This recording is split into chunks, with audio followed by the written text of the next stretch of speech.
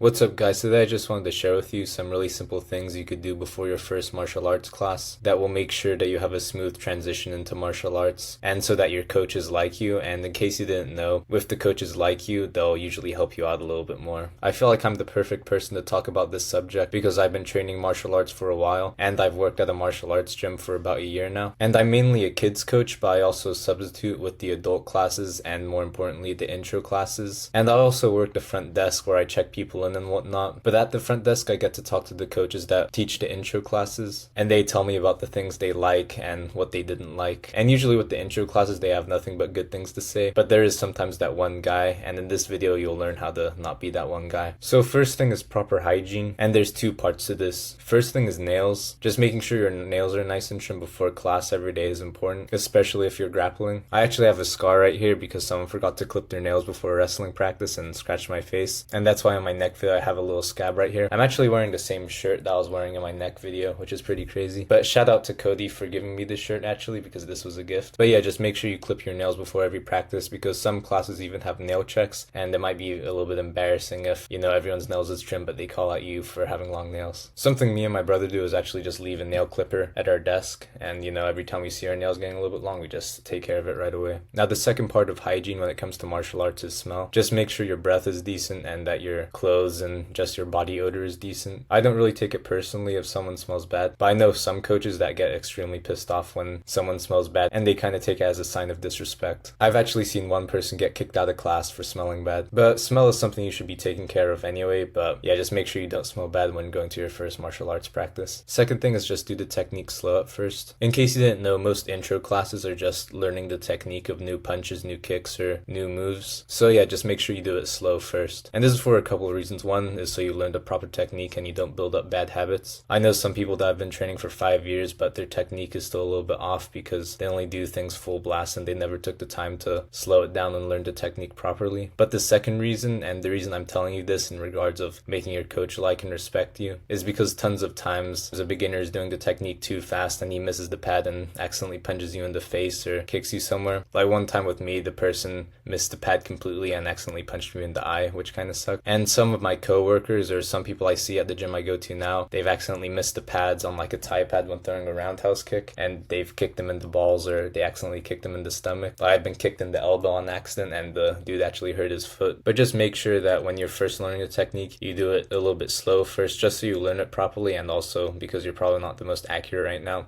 so you don't want to accidentally hit your pad holder. But something you should know is I was actually guilty of this too. When I first started training Muay Thai, I'd punch the pads as hard as I can just because I was so excited to be doing it, which is probably the case with most beginners too. But eventually I learned it's better to just slow down the technique at first, and then eventually you can do it faster. Like you have to walk before you're able to run and crawl before that. And it's something Conor McGregor touched on when he was on The Ultimate Fighter. He was explaining to his team, you know, make sure you do it slow at first. Next is listen to your coach. There's some really good resources for martial arts online, but there's also a lot of garbage. One guy you may know is the Detroit Urban Survival guy. I'm not sure if his techniques work or don't work, but I do know that what he teaches isn't what they're going to teach you at the boxing gym. And again, I don't really take it personally, but I was talking to one of the coaches after he was done teaching an intro class, and he was just saying how he got really pissed off when he was trying to teach a beginner a technique, and the beginner was like, oh, but I saw this on TikTok. But yeah, just make sure you listen to your coach and you don't try and be like, oh, but I saw this on TikTok, or oh, but I saw this on YouTube.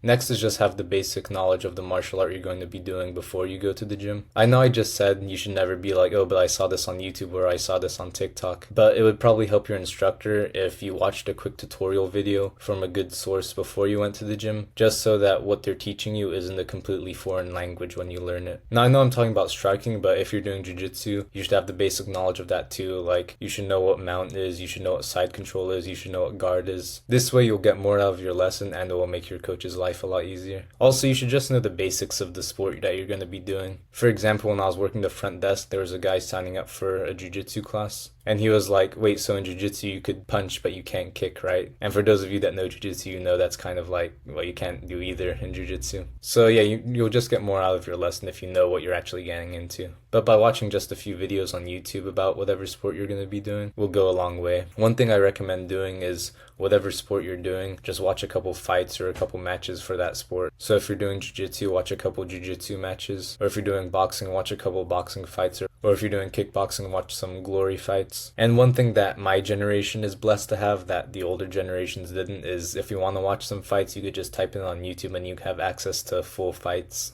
My coaches told me before YouTube, you had to kind of have it recorded on a tape and, put it in, which sounds like a hassle, but for us, we just get to type it on YouTube and it's all there. But yeah, just have the very basic knowledge of whatever you're going to be doing before you do it, and it will just make things go a lot smoother. Now, this is arguably the most important thing on this list. When you first go to a martial arts gym, there's going to be a couple of things you have to do before you start training. One thing that all gyms will have you do is sign the waivers. For legal reasons, pretty much every gym is going to have this just because they're liable if you get hurt. So you have to sign a contract saying that you won't sue them and whatnot, even though the majority of martial arts training is pretty safe, especially when you're first starting out. Pretty much all gyms have this, not just for martial arts, but for any gym you go to at all. But you'll also have to put on gear. If you're doing jiu-jitsu, they'll have to loan you a gi. They're gonna have to give you a set of boxing gloves. Same thing with Muay Thai and kickboxing. Also, it just gives you time to ask whatever questions you need, or it gives you time to decompress before your first martial arts class. But most important reason out of all of this is because some coaches are pretty old school and they take you being late as a sign of disrespect, kind of. My football coach was very old school, so he took you being even just like 5 seconds late as a big sign of disrespect and saying that you don't really care about the team and whatnot. It'll most likely be fine if you're a little bit late, especially if it's your first day. But if it's your first day, you don't really want to miss out on anything that might be important. And it's also good just to let the people there know that you're taking it somewhat seriously by showing up early. But again, they'll most likely be fine if you don't. But let's say your schedule doesn't allow you to show up early. What you can do is go the day before and sign all the waivers beforehand so you don't have to waste time when you get to the gym. And just let them know in advance that your schedule doesn't allow you to be early, so you'll be 5 or 10 minutes late each class. And that should be fine. One thing you should know about martial arts gyms is usually everyone there is pretty nice. So even if you break a couple of these rules, it'll honestly probably be fine. But another thing you should know is the day of that's time to go to the martial arts gym for the first time, you're most likely going to be a little bit nervous just because you're going into a completely new environment and you're going to be learning a skill you don't have any experience on, or most likely don't have any experience on. And you might be thinking, damn, should I even go? But if you do get those thoughts, just know that it will probably be one of the best decisions you'll ever make in your life. For one, you'll learn a really important skill in being able to defend yourself. That's really important to do. No one will really disagree with that. Also, getting in shape is a million times easier when you're actually learning a skill while you do. I've seen tons of people lose 30 pounds, probably even more, just from training martial arts. Also, it just puts you in a really good environment to become a better person. You meet a lot of really good people when you're at a martial arts gym, just people trying to be a better version of themselves. It just puts you in a very positive environment. And I could definitely say I'm a better person because I started training martial arts. It's hard to explain, but I feel like I'm a lot more confident, but a lot more humble at the same time. You'll understand if you train for about a week